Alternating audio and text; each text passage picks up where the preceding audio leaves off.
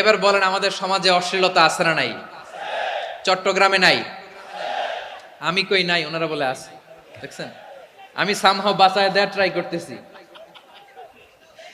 আমি সামহাও বাঁচায় দেওয়ার ট্রাই করতেছি, ওনারা বলে আছে। অশ্লীলতা নানা ভাবে, নানা নামে, নানা মোড়কে আমাদের সমাজে আছে না নাই?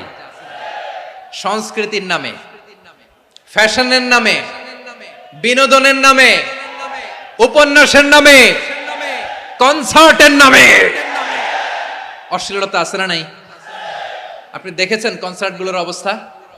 এই যে আতিফ আসলাম যে আসছে আমাদের দেশে, তারপর কে কে আসছে, আমাদের তরুণ তরুণীরা, আমাদের যুবক যুবতীরা, আমাদের জেনজিরা, কি অবস্থা ওইখানে?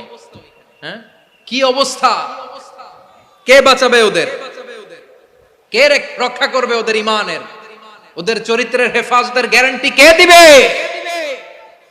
কনসার্টের নামে অশ্লীলতা আছে না নাই?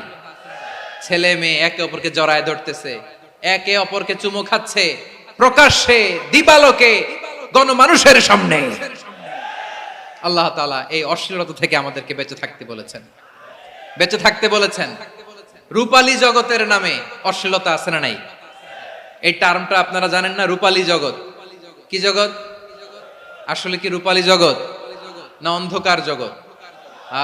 আমার বোনেরা, আপনাদেরকে যে কি বলে তারা বুঝায়, রূপালী জগৎ শুনেই আপনি ভরকে যাবেন না। রূপালী জগতে যে নারী যত বেশি উলঙ্গ, সে নাকি তত বেশি সাহসী। জানেন, বলে এটা একটা সাহসী নারী, খুব সাহসী পদক্ষেপ তার।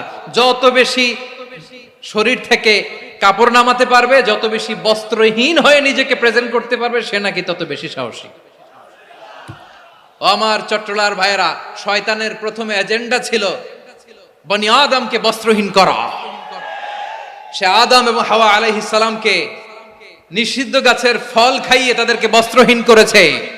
এই জামিনেও সে আমাদেরকে বস্ত্রহীন করতে চাইবে। এই রূপালী জগতের নামে তারা এটা করে। আমার প্রিয় বোনেরা, আপনি জানেন না আপনার দাম কত? ওরা আপনাদেরকে বিজ্ঞাপনের সস্তা পণ্য বানাতে চায়। ওরা আপনাদেরকে ওদের ভোগের লিপসার টুলস বানাতে চায়। ওরা আপনাদেরকে দিয়ে ওদের খায়েশ পূরণ করতে চায়। এটা আপনাদের জন্য মোটেও ডিগনিটি নয়, এটা আপনাদের জন্য সম্মান নয়। আপনার সম্মান শালীনতায়, আপনার সম্মান হেজাবে, আপনার সম্মান ভদ্রতায়,